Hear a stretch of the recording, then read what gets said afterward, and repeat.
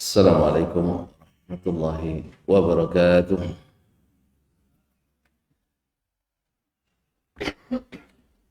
Alhamdulillahi dzil jalali wal ikram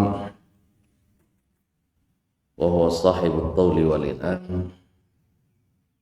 Ahmaduhu subhanahu wa ta'ala ala ni'amil idham wa ashkuruhu ala alaihi al-jisam.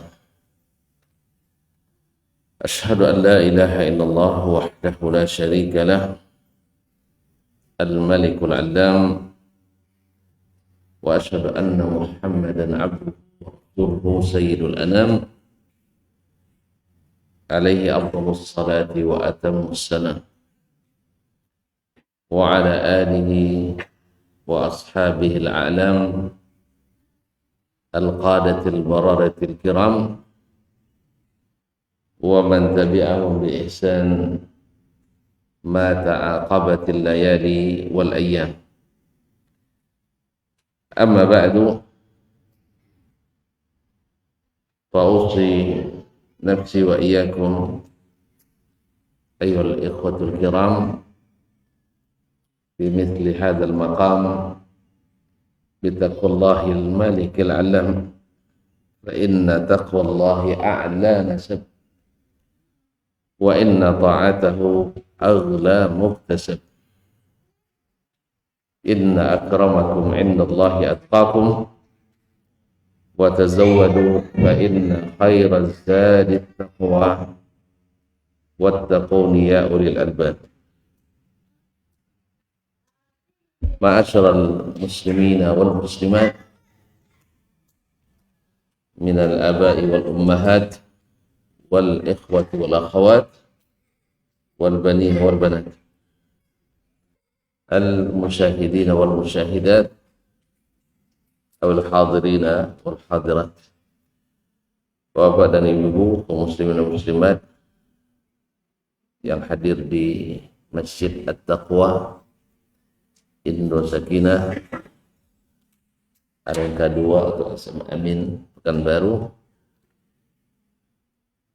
Alhamdulillah, setelah lama kita tak bersua, kita kembali diizinkan untuk menyambung silatul ilmi, li'anna al-ilma silatun baina ahli. Ya, kalau terlalu lama bisa jadi lupa. Dan sebab itu pada subuh ini, kalau kamu dalam keadaan yang masih diliputi kekhawatiran akibat pandemi, tetapi harapan kita besar kepada Allah SWT agar kita dilindungi dan segera wabah ini diangkat oleh Ilahi.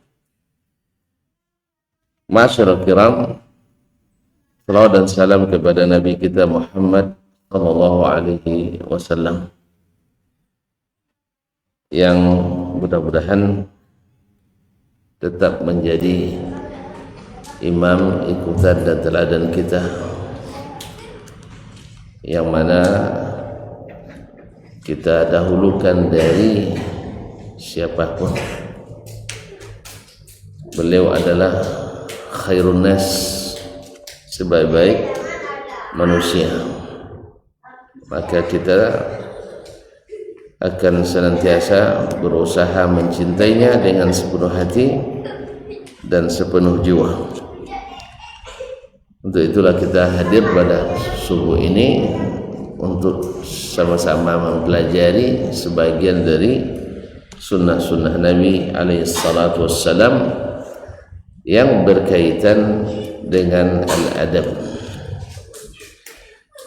melalui kitab Al-Imam Al-Bukhari rahimahullah, Al-Adabul Mufrad. Alhamdulillah sudah sampai kita pada bab yang ke-154 kalau saya tidak salah catat ya Sa'ali. Nah, setelah babu ma jaa fi tamaduh, bab tentang riwayat yang berbicara masalah at-tamaduh, saling puji memuji, di mana pada bab sebelumnya adalah larangan Nabi sallallahu alaihi wasallam untuk memuji seseorang di depannya, bahkan disebut dengan ketika memuji seseorang di depannya Nabi mengatakan ahlaktum, kalian telah membinasakannya, au qata'tum unuqar rajul, kalian telah memenggal lehernya. Berarti memuji di depan itu sama dengan membunuhnya. Maka disebut pula dari Umar radhiyallahu taala anhu, dia mengatakan al-madhu zabhun, memuji di depan itu, di depan orang yang dipuji itu adalah zabah, sembelihan, sama dengan menyembelih. Karena sesungguhnya memuji apalagi bukan karena hak, justru membuat orang ghurur, ujub dan riya, sehingga amalnya sama sekali tidak dituliskan Allah SWT. Walladzina yuhibbuna ay yuhmadu bima lam yaf'alu, itu orang-orang yang suka dipuji walaupun sebenarnya dia tidak berbuat demikian. Oleh sebab itu kaum muslimin dan muslimat, pada pembelajaran bab yang sebelumnya tentang larangan untuk memuji, dan pada bab ini adalah boleh pula memuji, maka tentu saja bersyarat. Pada asalnya memuji di hadapan itu menjatuhkan. Biasa orang angkat tinggi-tinggi, habis itu dijatuhkan. Terbayak dia. Masyaallah kiram dirahmati Allah. Berkata Imam Al-Bukhari rahimahullah, babu man athna ala sahibihi in kana aminan bihi. Bab tentang seseorang, orang yang menyanjung sahabatnya atau temannya, in kana aminan bihi, kalau pujian itu, sanjungan itu tidak berbahaya baginya, aman baginya. Artinya orang yang dipuji tidak akan gurur, orang yang dipuji tidak akan ujub dan tidak akan riya. Artinya larangan memuji tetap berlaku, tetapi kalaupun dilakukan tentu dengan syarat aman daripada aman daripada hal-hal yang membuat orang tersebut ujub, riya dan sebagainya, supaya kita tidak menghancurkannya dengan pujian tersebut. Sebab orang kalau sudah dipuji dan dia bukanlah orang yang aman, maka membuatnya seharusnya bekerja keras, akhirnya sudah merasa cukup dengan apa yang ada. Allahumma musta'an.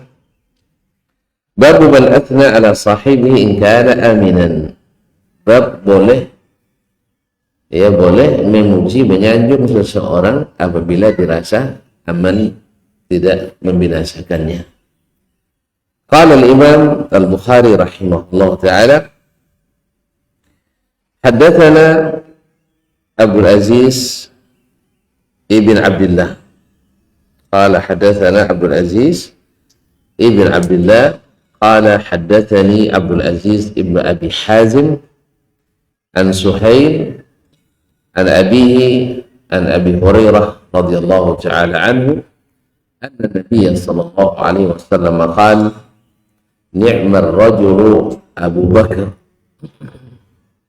ni'mar rajulu Umar, ni'mar rajulu Abu Ubaidah, ni'mar rajulu Usaid bin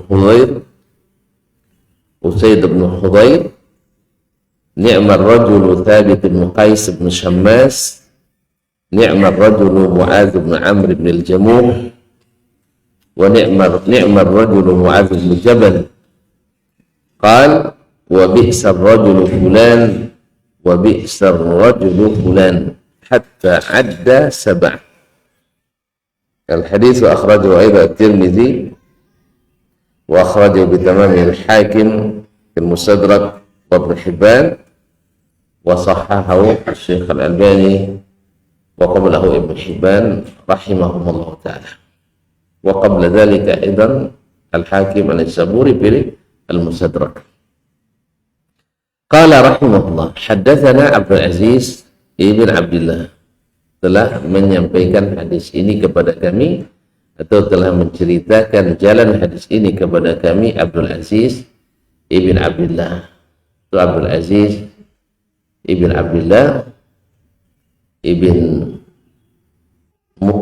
ibn Musa bin Yahya ibn Amr ibn Uwais yang dikenal dengan Al-Uwaisi Al-Madani, dikenal dengan Al-Uwaisi Al-Madani. Thiqatun. Qala hadatsani Abdul Aziz ibn Abi Hazim, telah menceritakan kepada kami jalan hadis ini Abdul Aziz ibn Abi Hazim. Wa Abdul Aziz ibn Abi Hazim, Abu Hazim namanya adalah Salamah ibn Dinar. Salamah ibn Dinar Al-Madani. Salamah ibn Dinar Al-Madani thiqatun faqih. Bahkan dikatakan walaysa bil Madinati ba'da Malik ibn Anas afqahu minhu. Tidak ada di Madinah faqih setelah Malik bin Anas yang sefaqih Abdul Aziz ibn Abi Hazim rahmatullahi ta'ala. Artinya derajatnya di bawah Imam Malik rahmatullahi ta'ala alaihi. An Suhail, dari Suhail, itu Suhail ibn Abi Salih, nama Abu Salih Zakwan As-Samman Az-Zayyat Al-Madani. Suhail ini saduq. An abihi, dari bapaknya Zakwan As-Samman Az-Zayyat Al-Madani. Ini dulu toke samin dan toke minyak, buat segala minyak zaitun, minyak apa yang dikonsumsi, dia datangkan dari Irak dan dari Syam. Jadi ada konglomerat juga muhaddis. Kita kalau belajar hadis boleh juga jadi orang kaya, importer. Cuman itulah kalau sekarang Anda mulai cari-cari duit, belum lagi cari duit sudah disorot orang juga. Ini ustaz mau kaya pula. Ini ustaz tak boleh kaya, harus jadi buaya putih. Allah musta'an. Kaum muslimin dan muslimat dirahmati Allah Subhanahu wa taala. Zakwan As-Samman Az-Zayyat aidan thiqah an Abi Hurairah radhiyallahu taala anhu, dari Abu Hurairah radhiyallahu taala anhu, masyhur Abdurrahman ibn Sakhar Ad-Dawsi, sahabat yang paling banyak memberikan hadis dari Nabi sallallahu alaihi wasallam, lebih dari 5.000 hadis, dan hampir semuanya itu bil mukarrar 5.000 lebih, tapi biduni mukarrar lebih kurang 1.400 hadis. Tawalahu lebih kurang 1.400 hadis, dan 1.300 hadis diriwayatkan oleh Abu Hurairah, juga diriwayatkan oleh sahabat yang lain, yang dia sendiri al-infirad hanya lebih kurang 100 hadis. Ya, supaya ini juga antum tahu bahwa ya jangan terpengaruh oleh propaganda orang-orang barat. Masa Abu Hurairah baru saja masuk Islam yang lebih banyak. Sebenarnya gampang kita jawab. Ya, anak-anak kita baru saja masuk Islam, kan baru besar dia kan, tapi dia sudah hafiz Quran. Ayahnya sudah 60 tahun, tidak pandai baca Quran. Jadi bukan siapa yang cepat Islam dulu, tak. Siapa yang menuntut ilmu lebih rajin. Abu Hurairah ini sampai pingsan menahan lapar karena orang sibuk bekerja, dia sibuk mencari ilmu. Jadi harusnya kita yang sibuk bekerja ini memperhatikan orang yang sibuk mencari ilmu. Ya, jadi jangan yang cari ilmu kelaparan, yang cari duit kekenyangan. Kadang duitnya digunakan untuk yang tidak halal pula. Maka alhamdulillah para penuntut ilmu ini diperhatikan, dan karena sesiapa yang menyiapkan penuntut ilmu sama dengan yang menuntut ilmu sendiri. Masyaallah kiram dirahmati Allah. Anna Nabi sallallahu alaihi wasallam qala ni'mar rajulu Abu Bakar. Nabi sallallahu alaihi wasallam mengatakan sebaik-baik laki-laki itu adalah Abu Bakar. Ya, kalau kita cerita Abu Bakar jelas. Ni'mar rajul, sebaik-baik orang di sisi apapun, di sisi keyakinannya, sampai beliau bergelar siddiq. Nah, ini juga jadi pelajaran bagi kita sebenarnya kaum muslimin. Ketika Abu Bakar radhiyallahu taala anhu, apa kisahnya dia gelar siddiq? Ingat kenapa Abu Bakar disebut as-siddiq? Awal dia digelar siddiq oleh Nabi alaihi salatu wasallam. Isra Mi'raj ya. Itu. Jadi Abu Jahal termasuk pula yang pertama dapat berita. Bertanya ke Nabi, apa temuan pagi ini ya? Dia bilang, saya baru diisrakan oleh Abu Jahal. Ini sesuatu yang tak masuk logika. Kan itu masalah. Harus seluruh berita itu harus sesuai dengan logika. Maka dia ajaklah cari orang yang paling dekat dengan Nabi SAW, dengan maksud kalau dengan logikanya biasa dipatahkan, maka yang lain-lain lebih mudah lagi, karena Abu Bakar adalah yang paling dekat dengan Nabi SAW. Maka diajaknya, Abu Bakar, kita kan sering ke Palestina, ke Syam, ya, berapa lama kita berangkat? Sebulan. Kalau sahabatku bilang bahwa dia semalam berangkat lepas isya, sebelum sudah sampai pulang, kan tak masuk akal. Kata Abu Bakar, kalau dia ngomong pasti benar. Nah, ini yang harus dimiliki oleh setiap insan mukmin mukminah. Bila Allah yang ngomong, kita pasti benar. Masuk tak masuk akal itu salah antum sendiri. Kenapa akalnya bersebab? Ya, coba akal itu jangan bersebab dengan pikiran-pikiran yang dari mana datangnya, insya Allah masuk. Tapi kalau akal tak banyak semak-semaknya, payahlah masuk dia. Banyak sampah-sampah pemikiran di dalamnya. Makanya kosongkan akal antum itu dari sampah-sampah pemikiran yang diambil dari orang, bukan Al-Quran dan hadis Nabi alaihissalatu. Nah, bila keraguan itu sudah dibuang, maka Al-Quran dan hadis masuk semuanya. Yang menurut antum tak terbaca oleh logika, insya Allah terbaca dengan logika. Yang tak masuk dalam akal, masuk dalam akal. Apabila akalnya luas, akalnya ibarat apa namanya, tanah sudah lapang. Kalau sudah masih sama-sama, ayat tunggunya.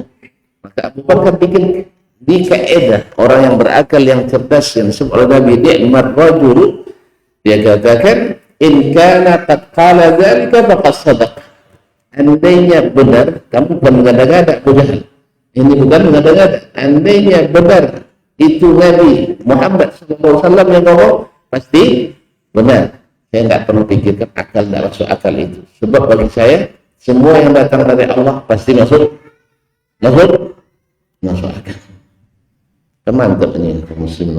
Kalau andainya setiap muslimah seperti ini, maka Al-Quran baginya hudah, menjadi hidayah.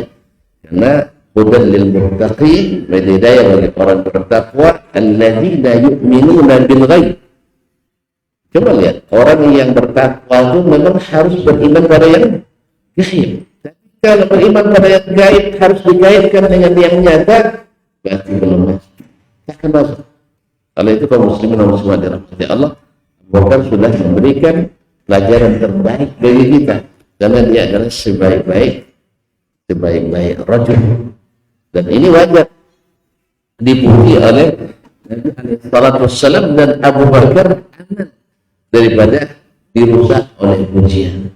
Abu Bakar aman dari dirusak oleh pujian. Ma'asyiral kiram dirahmati Allah SWT.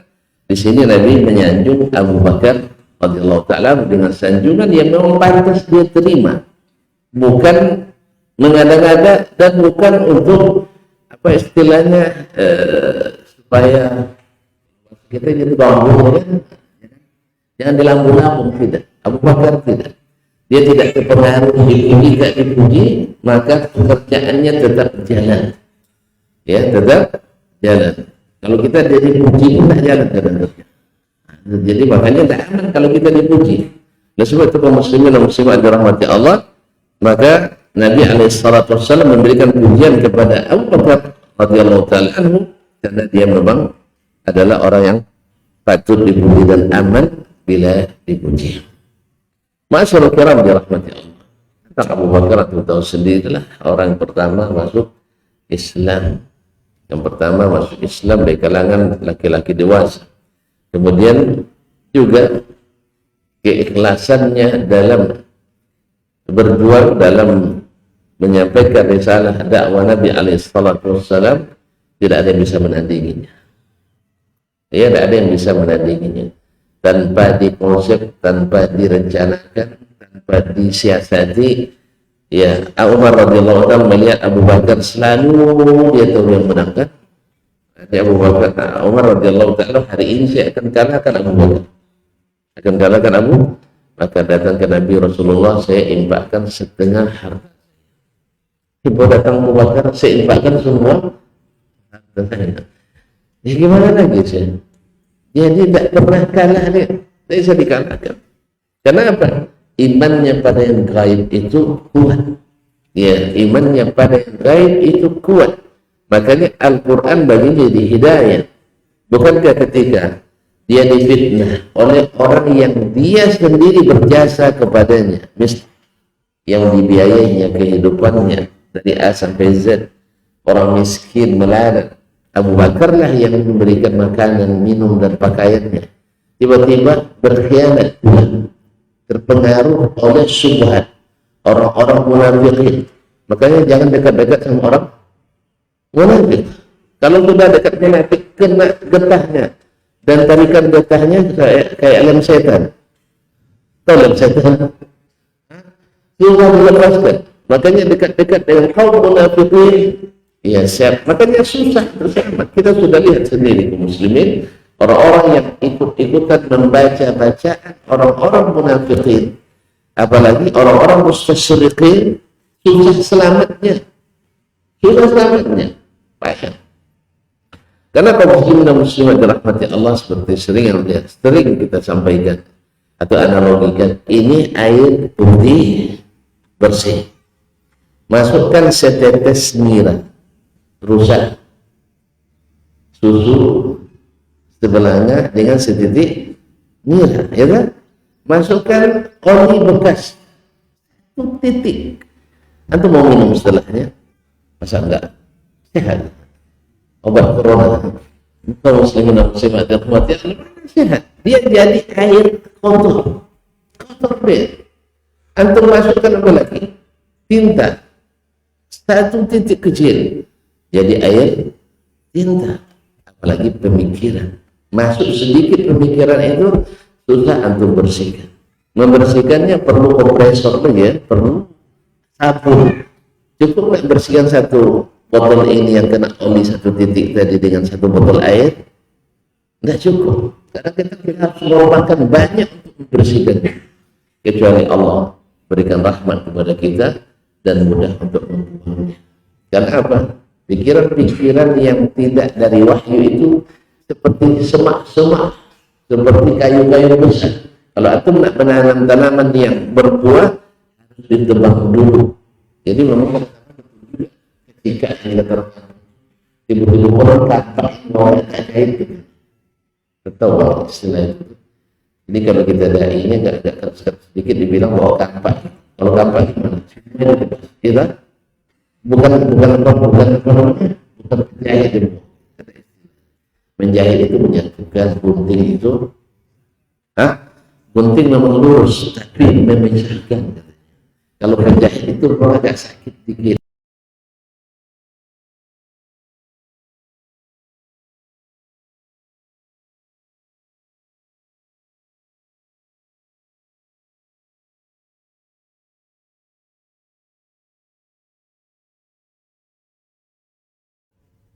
dokter pakai gunting enggak supaya sehat?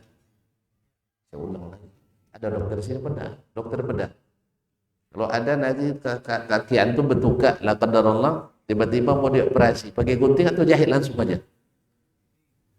Serius ini. Tidak ada dokter sini ya. Hah? Digunting dulu atau gimana? Digunting supaya jahitannya rapi, kemudian sehatnya cepat. Coba antum jahit langsung yang tukak, cepat sehatnya? Tidak ada yang tahu banyak. Pakai gunting enggak? Pakai gunting enggak? Astagfirullahaladzim. Antum kalau nak mengukir buat apa kertas hiasan, digunting dulu atau langsung digitukan saja? Digunting. Orang penjahit pakaian biar rapi jahitannya, digunting dulu atau tidak? Atau langsung aja ambil kain dijahit begini gitu. Gitu ya? Hah? Penjahit nggak ada, dokter nggak ada, gimana nak paham ini? Kaum muslimin dan muslimat dirahmati Allah SWT.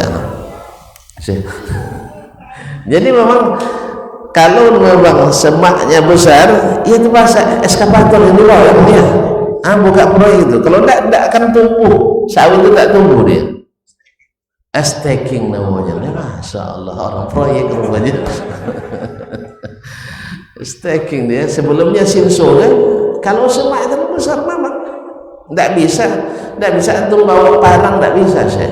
Parang setahun tidak selesai satu sebidang tanah itu. Jadi memang tergantung semaknya besar. Makanya gunting diperlukan. Tidak cukup penjahit, sebab kalau yang masih bertukar, ada orang luka, kecelakaan misalnya, luka langsung dijahit ya. Hah? Ini tahu dia karena istrinya dokter. Antum kan tidak tahu masalahnya. Ini pandainya bikin staking aja.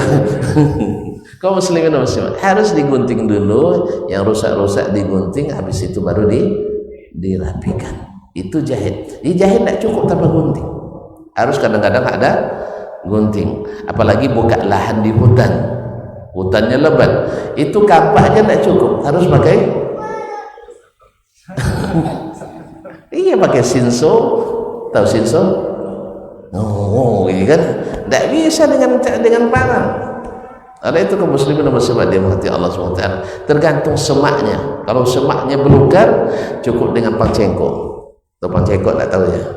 Pokoknya tuh stacking ke atas itu tahunya ya. Kalau kami tahu main tio, memoncan, atau memoncan kan? Itulah. Ustaz Dayat tak paham lagi dia sudah besar di Sudan dia. Kaum muslimin dan muslimat dirahmati Allah SWT. Memang tidak bisa hanya dengan jahit, tidak bisa dengan jarum penjahit saja. Harus dibersihkan, dibasuh, kadang-kadang dikasih pula pedih apa namanya pakai alkohol. Pakai alkohol supaya lah sehat cepat. Apalagi kalau sudah infeksi, nah kena apalagi namanya bang, pakai antibiotik. Masya Allah. Kalau kena apa Ustaz pandemi pakai probiotik. Ini kan ya, orang-orang ini paham dia, Masya Allah. Tahu dia. Padahal itu kalau suasana normal tidak pakai itu. Jadi kalau normal memang suasana normal memang, tapi kalau suasana semak, belukar, maka atau koyak perlu gunting dan penjahit. Jelas ya? Jelas dong? Jadi gunting saja tak cukup, penjahit saja tidak cukup, harus dua-duanya. Kalau di saat yang perlu gunting digunting, kalau perlu penjahit penjahit. Atau risau dengarnya ya, ini dipotong-potong, kita dipecah-pecah. Bukan, justru untuk menyatukan itu perlu pembersihan, perlu bersihan. Nah, kaum muslimin dan muslimat dirahmati Allah SWT, ini manhaj ilahi. Fa'lam annahu la ilaha illallah. Nah, ma'asyar kiram, jadi nafikan dulu yang lain-lainnya, baru ditanam tauhid. Itu syirik dinafikan, baru tanam tauhid. Kembali ke Abu Bakar radhiyallahu taala anhu. Abu Bakar radhiyallahu taala anhu adalah ni'mar rajul dari semua sisi. Lalu Nabi mengatakan ni'mar rajul Umar radhiyallahu taala anhu, juga Umar radhiyallahu taala. Di sini Nabi alaihi salatu wassalam menunjukkan kepada kita dua karakter yang berbeza tapi menjadi sebaik-baik manusia. Abu Bakar, Masya Allah, arhamu ummati bi ummati Abu Bakar, Nabi SAW. Orang yang paling kasih sayangnya pada umat adalah Abu Bakar radhiyallahu ta'ala, lembut orangnya. Umar orangnya apa kerasnya? Kerasnya. Nah, karakternya keras. Main apa-apa dikit main pukul, apa-apa dikit main pegang, ya kan? Kalau sempat Umar hari ini ada, wah gawat ini, gawat. Kalau sempat berdakwah ada Umar hari ini, kita jadi terus radikal ini. Padahal Umar itu radhiyallahu taala anhu, dia kan ingin dengan batas syar'i. Dia katakan, ya Rasulullah, a'da'ni adrib unuq hadzal munafiq. Ya Rasulullah, biarkan saya yang penggal leher munafik ini. Ketika kasus Hatib bin Abi Balta'a, kata Nabi SAW, tidak, innahu min ahli Badr, innahu min ahli Badr. Selesai. Nabi terangkan dia, kan dia minta izin dulu kan, minta izin. Kalau tidak diizinkan, nah, makanya dia cari syar'inya dulu. Ketika di Makkah masuk Islam, umat Islam diintimidasi, diprovokasi, dipersekusi. Jadi Nabi sudah sering kena persekusi oleh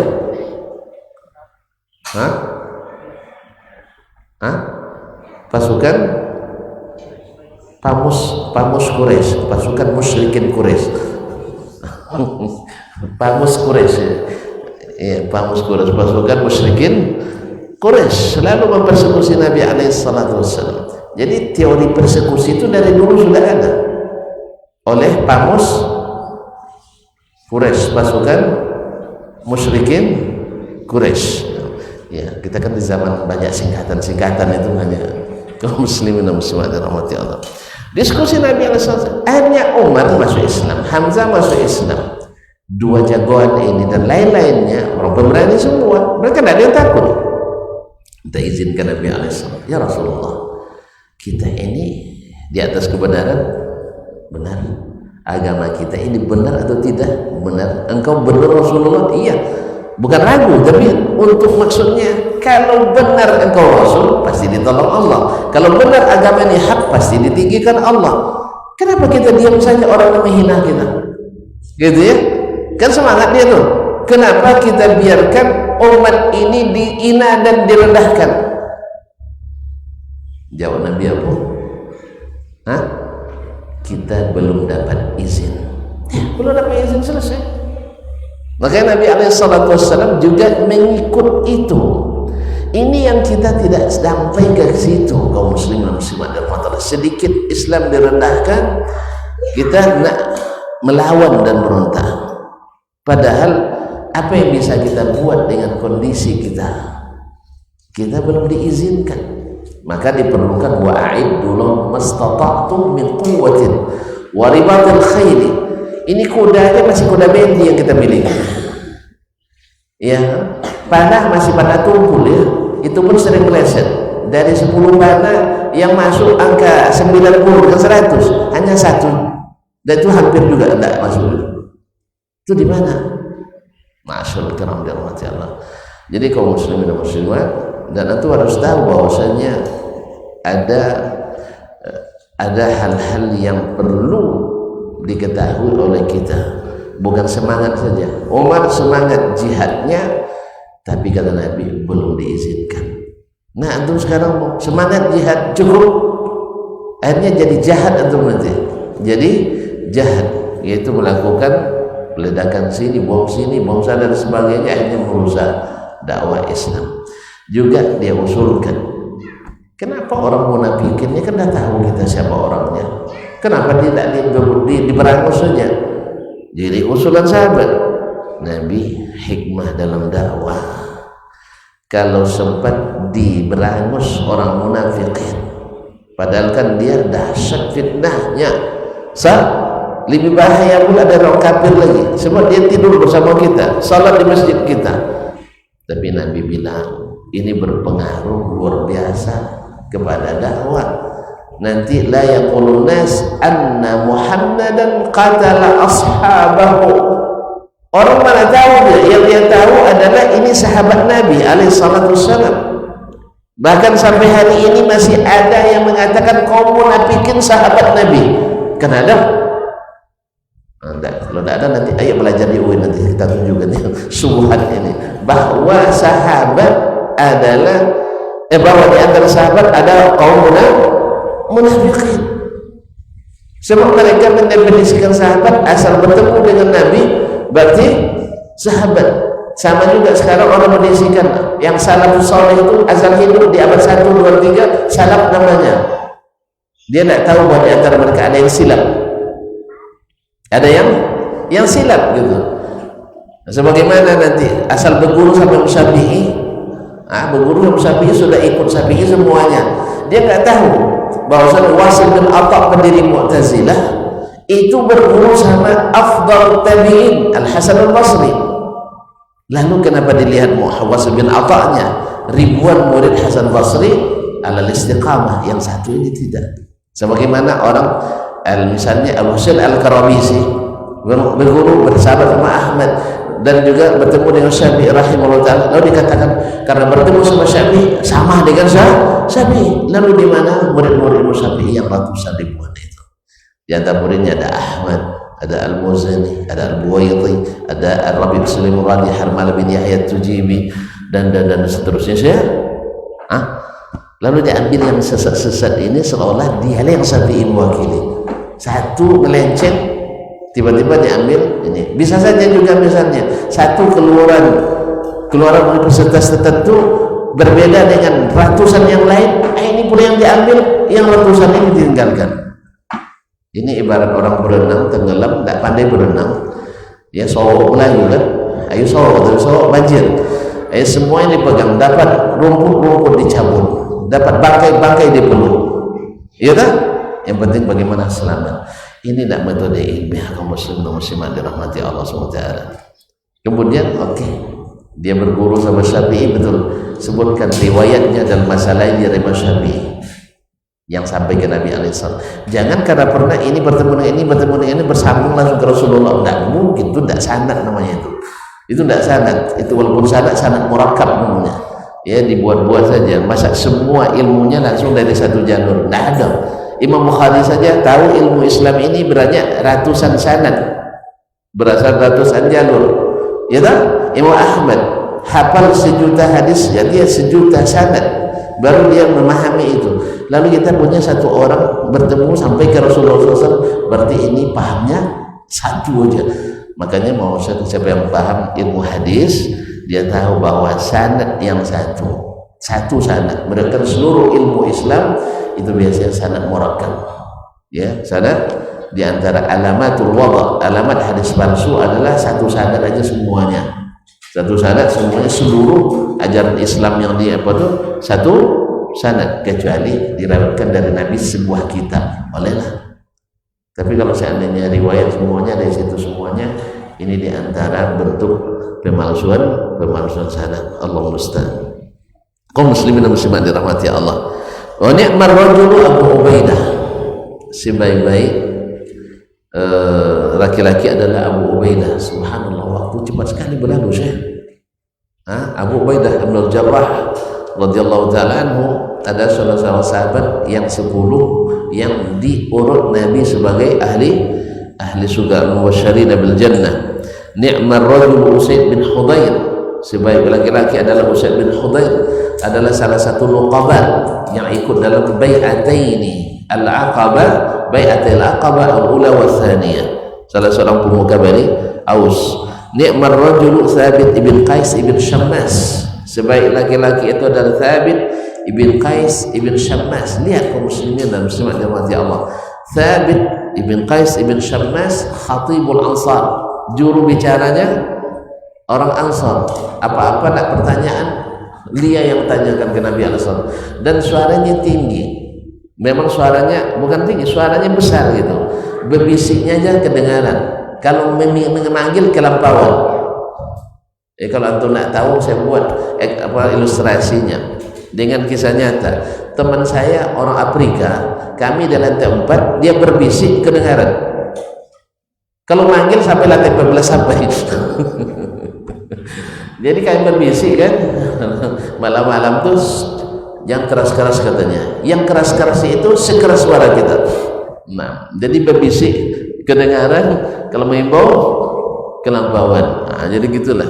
Jadi suaranya besar. Ini Qais ibn Sabit ibn Syamnas, ma'asyarul kiram dirahmati Allah SWT.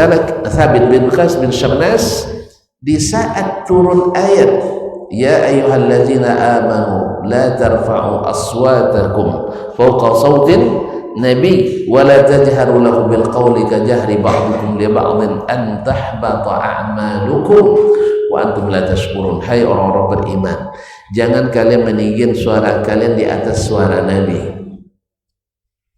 Ujungnya antahbata amalukum, nanti batal amalan kalian padahal kalian tidak menyadarinya. Ini bagi Thabit merasakan ayat ini ditujukan kepadanya. Orang beriman itu seperti itu, seluruh ayat itu dia nganggap untuk dia, bukan untuk orang lain. Kita tidak diingatkan dengan ayat akhazatul izzatu bil ism. Kadang-kadang diingatkan dengan ayat dalu dan baca ayat padongnya, jangan. Saya lebih duluan baca ayat itu dari kamu. Nah, saya lebih dalam pemahaman saya dari kamu. Antum pandai apa? Saraf aja tidak pandai. Nahu tidak pandai. Tidak tahu dia belajar nahu. Awaluhu syughlun wa akhiruhu baghyun. Ya, belajar nahu saraf itu saya belajar, alhamdulillah. Dulu apal Alfiyah bin Malik itu tanya sama dia itu. Kaum muslimin dan muslimat dirahmati Allah SWT. Awwaluhu syughlun wa akhiruhu baghyun.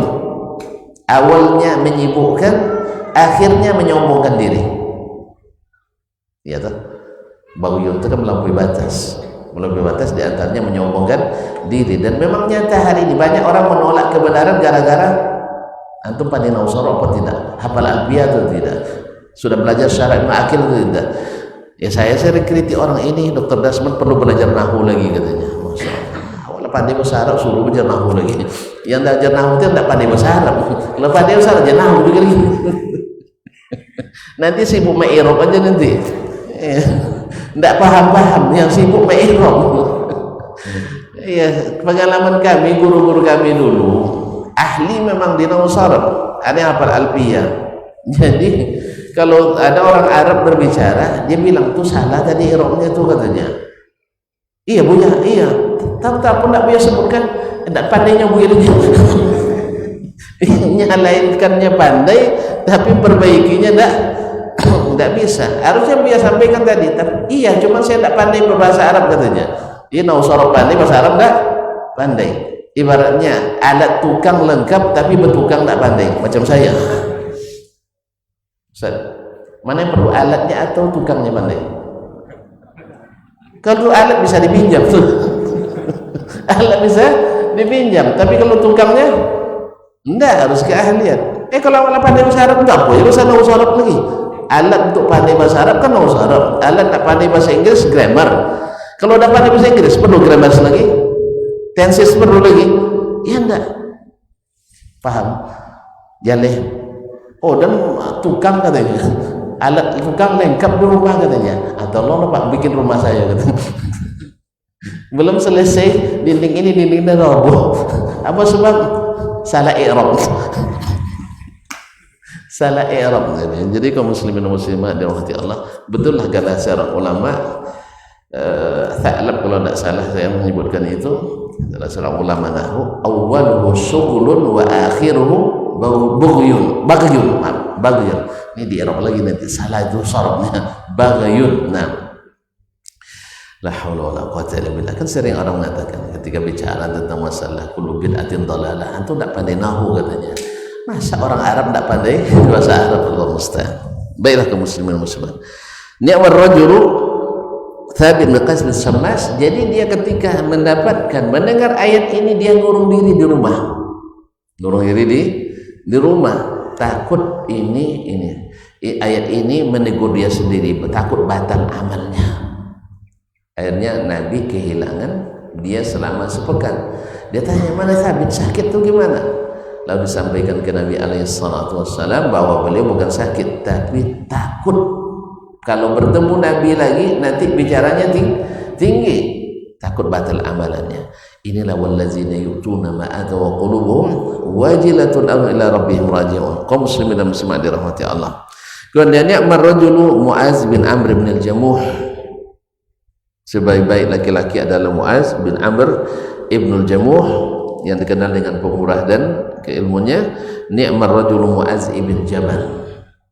Sebaik-baik laki-laki adalah Mu'az ibn Jabal radhiyallahu ta'ala anhu ajma'in, karena beliau adalah duta pertama Nabi alaihissalam yang diutus ke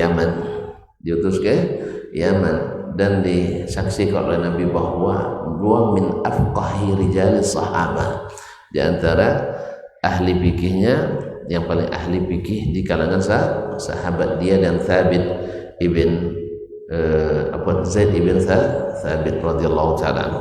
Semuanya fuqaha, rata-rata mereka faqih, tapi ini yang paling menonjol Mu'az ibn Jabal radhiyallahu ta'ala anhu. Qala, sampai di sini riwayat At-Tirmizi. Kemudian Al-Hakim menambahkan wa bi'sar rajulu fulan, dan seburuk-buruk laki-laki si fulan. Wa bi'sar rajulu fulan, seburuk-buruk laki-laki si fulan, hatta adda sab'ah, sampai dia sebutkan 7 orang pula. Ma'asyiral kiram dirahmati Allah. Hadis ini seperti bab yang disebutkan oleh Imam Bukhari menunjukkan bila pujian itu tidak merusak orang yang dipuji, maka ada baiknya itu diberikan. Ada baiknya diberikan seperti Nabi SAW melakukannya. Tetapi kalau seandainya pujian itu merusak orang yang dipuji, maka tidak boleh memuji di hadapannya. Memuji belakang boleh tak? Di belakang boleh tak dipuji? Ya wajib lah, mestilah. Jangan mencaci dia pandai muji tak. Ya, ini kita kan masya Allah.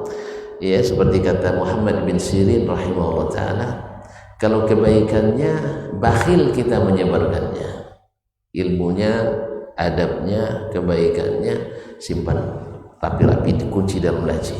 Tapi pas ada satu kejeleman, keburukan, dosanya, masya Allah, langsung sampai ke Washington Post atau Herald Guardian dan sebagainya. Bisa? Langsung sampai ke sisi BBC London, Huna London, hari ini terjadi kesalahan Ustaz ini. Ya, katanya Muhammad bin Sirin, zulmun li akhik an tazkurahu bi syarri ma indahu wa taktumu khairahu. Adalah zalim pada saudaramu engkau terbangkan kemana-mana satu keburukan yang kau ketahui daripadanya, padahal selama ini engkau simpan kebaikan-kebaikannya. Ada yang cari-cari, terselip-selip kesalahan itu naik, kebaikan yang selamanya hilang. Ada banyak nih saya. Nah, ini tidak baik, ini tidak baik. Yang baik adalah bila aman dipuji, berikan. Tapi kalau di belakang, terserah. Di belakang kita tidak merusak, tidak ada riaknya, kan orang lain. Kalau andainya pun disampaikan orang tersebut, insya Allah dia akan bersyukur dan bersyukur kepada Allah SWT, dan dia dianjurkan. Alhamdulillah, ternyata alhamdulillah Allah berikan taufik kan. Tapi kalau seandainya naik lagi besar, naik lagi telinganya, atau juga jangan sampai. Kalau antum tahu ada jenis-jenis seperti itu, maka jangan dipuji. Itu yang pertama. Yang kedua, memuji dengan menyebutkan nama juga dibolehkan. Dan sebaliknya kita lihat perawi di sini ketika menyebut seburuk-buruk orang, ya seburuk-buruk orang tidak disebutkan namanya.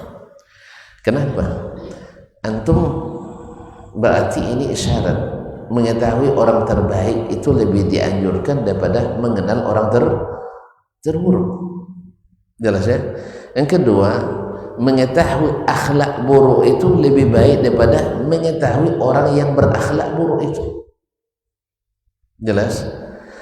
Atau antum mengetahui jalan yang benar itu lebih baik daripada mencari-cari jalan yang tidak Oh enggak, saya nak cari-cari aja, yang penting biar saya tahu. Enggak, cari yang benar dulu. Sebab bila kau tahu kebenaran, pasti tahu yang tidak benar. Tapi kalau tahu sejuta kebatilan, yang benar tak tahu. Makanya manhajnya ulama dulu, mereka belajar yang benar-benar dulu, hafal Quran, kan semuanya pasti benar. Lepas itu hafal hadis-hadis yang sahih, yang masyhur.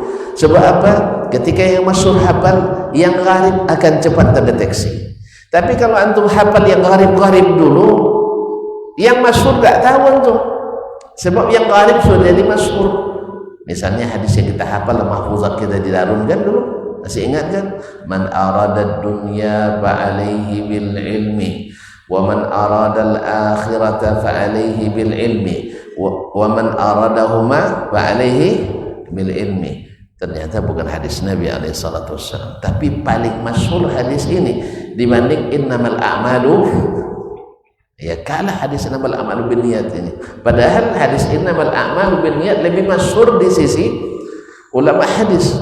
Ya Ustaz Fajri, mana yang lebih masyhur, man arada dunya bil ilmi atau hadis innamal a'malu binniyat? Jujur aja lah. Lebih masyhur, buktinya lebih sering diceramahkan oleh kita daripada hadis innamal a'malu binniyat. Karena kalau sudah bahas niat ini banyak nanti yang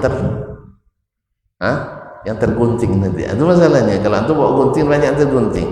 Misalnya ketika bicara an-niyatu bil lughati al-qasdu fil qalbi.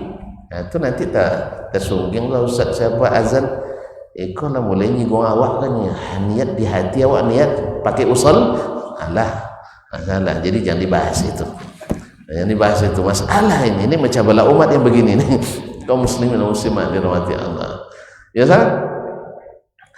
Kemudian kalau bicara tentang ikhlas, tentu akan bicara tentang surut la ilaha illallah. Ibadah itu gimana mengikhlaskan ibadah, murnikan tauhid. Atau belajar pula tauhid terbagi 3. Ngomong pula Ustaz nih. Siapa Syekh Al-Fatih nih? Ini Ustaz Wahabi nih, trinitas tauhid dan seterusnya. Kalau sudah bahas tauhid, membaca seolah-olah dakwah tauhid itu bukan dakwanya Nabi alaihissalatu wassalam, sehingga dipraming lah Nabi itu dakwahnya tak memecah belah, yang disebut akhlak baik dan seterusnya. Terus Nabi 13 tahun dimusuhi di Mekah gara-gara tauhid, dikemanakan itu? Bahkan bukan sampai menjelang wafatnya pun mau dicari orang untuk gara-gara tauhid atau gara-gara menyuruh jangan mencuri, jangan korupsi. Saya ulang lagi, Nabi dicari orang itu mau dibunuh, diperangi dan sebagainya gara-gara beliau mendakwakan tauhid atau gara-gara melarang jangan mencuri? Tauhid. Kalau dilarang mencuri, orang tak Islam pun juga melarang orang mencuri, melarang menipu. Orang non muslim itu melarang orang menipu. Berbuat baik, kasih makan orang miskin, semua kita gitu. Nabi dimusuhi bukan gara-gara itu sesuai dengan hawa kita. Apalagi kita termasuk orang miskin. Bagus dakwah Nabi itu apa? Sebab orang miskin mesti disantuni. Awak dapat santunannya, ya kan? Orang kaya juga gembira, hebat dakwanya. Jangan sampai mencuri. Apa sebab? Aman harta kita. Ya tak? Ustaz, murid-murid pun gembira ketika Nabi mengatakan jangan pemarah. Sebab apa? Bikin salah pun tak kena hukum. Apa sebab? Ustaznya ikut sunnah, tidak marah. Ya tak? Itu semua masuk itu kaum muslim. Tapi beliau dimusuhi karena apa? Karena mendakwakan tauhid. Oleh sebab itu siapa nak ikut dakwah Nabi memang harus tauhid awalan. Tauhid harus di depan. Kalau jarang membaca tauhid atau menyimpang tauhid, berarti ada masalah dengan dakwah. Dengan alasan kalau tauhid dibahas nanti pecah belah umat. Nabi menyatukan itu dulu, ya. Kan ada yang kadang-kadang batu itu baru kuat dia pecah dulu kan. Ya nak. Coba batu gunung itu. Antum ambil sebongkah besar. Kasih di semen gitu ya. Batu gunung diapakan dulu? dipecah dulu. Nggak ambil, biar kuat kan, nggak dipecah kan kuat dia tuh, bersatu dia. Habis itu taruh di tengah jalan tuh, lalu dikasih aspal gitu ya, gitu, atau dikasih tembok gitu. Enggak, dipecah dulu. Sebab walaupun besar, tetapi ini bisa jadikan jalan. Jelas Ustaz? Maka dipecah halus-halus, lalu dicampur dengan resep, dengan aspal, dengan semen, airnya kokoh. Jelas. Jadi memang yang tak pas itu harus diluruskan, digerinda, dilap, yang berdebu dilap dan sebagainya. Tergantung ya tadi. Kalau semak staking. Kalau semak harus staking dulu. Entah Ustaz Dayat, Masya Allah. Ustaz dia dapat lahan baru, Masya Allah, habis itu di staking dulu Ustaz. Itu baru bisa tanam. Tapi kalau tidak semak-semak ditanam, nanti semak duluan, ini mati. Nah, jelas Ustaz. Makanya kenapa tauhid tidak hidup, gara-gara ditanam di tengah semak. Makanya tauhid tidak hidup, tidak ada buah. La ilaha illallah sampai pingsan dia baca la ilaha illallah. Iya sampai pingsan baca la ilaha illallah. Tapi halal haram tak peduli dia, maksiat tak mau. Dicari dalih untuk menghalalkannya, Allahumma sampai pingsan baca zikir la ilaha illallah, tahlil ya, tapi halal haram aman saja. Berarti ada masalah dengan tauhid. Coba ditanam di tempat semak.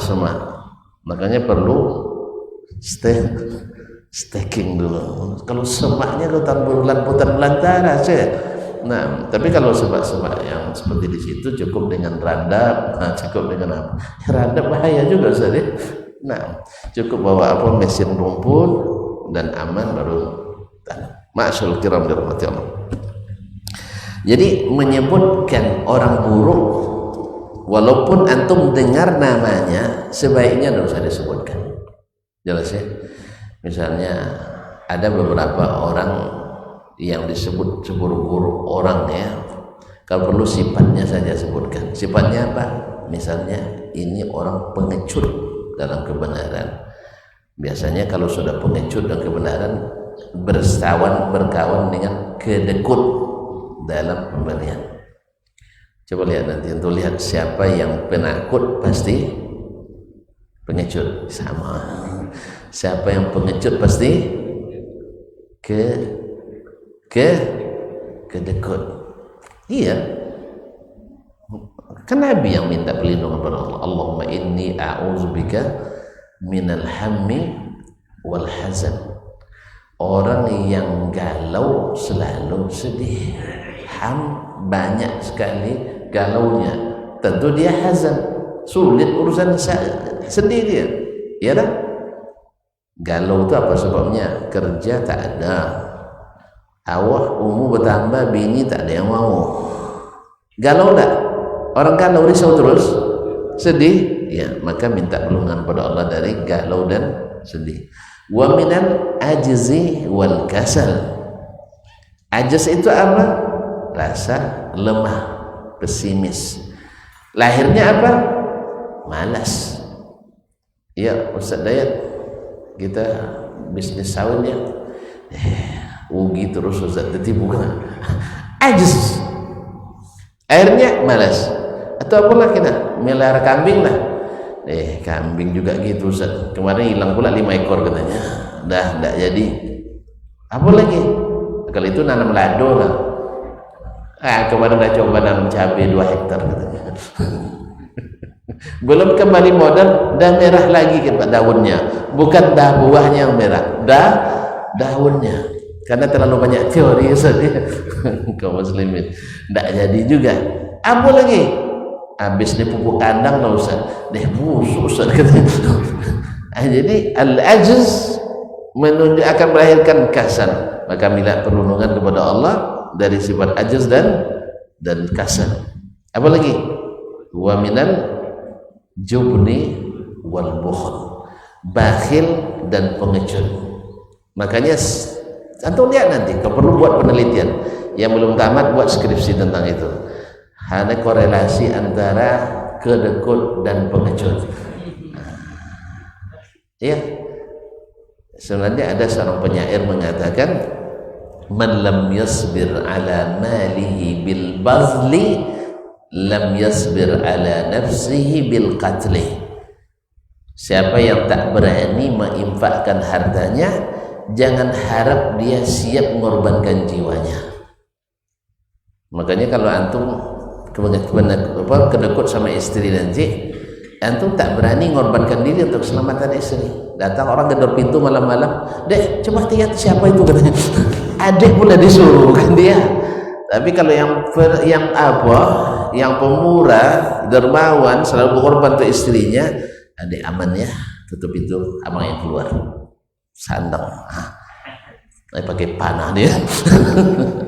Tak kupanah itu orang katanya kan. Enggak, ini enggak. Deh, coba tengok siapa tuh malam-malam katanya. Dia masuk selimut kan, kunci pintu kamarnya katanya. Itu orang pengecut itu kaum muslimin, dan pengecut biasa kedekut. Nah kan pasangan doa Nabi ini Masya Allah sangat munasabah sekali. Orang yang bergalau selalu sedih, orang yang selalu merasa lemah selalu pemalas, karena tidak optimis berhasil, dan orang penakut mesti pengecut. Maka minta kepada Allah perlindungan dari hal-hal tersebut. Masyaallah kiram. Jadi kalau ada misal sifat negatif, sebaiknya tidak sebutkan orangnya, kecuali indal haja. Misalnya antum sudah melamar belum? Sudah melamar belum? Sudah diterima? Sudah diterima? Sudah beristri? Mau lagi?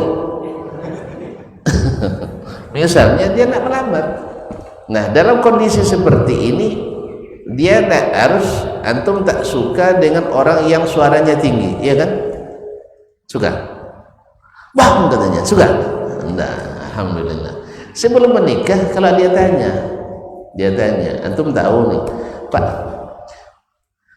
apakah tetangga sama dia sejak kecil itu? Kalau marah gimana?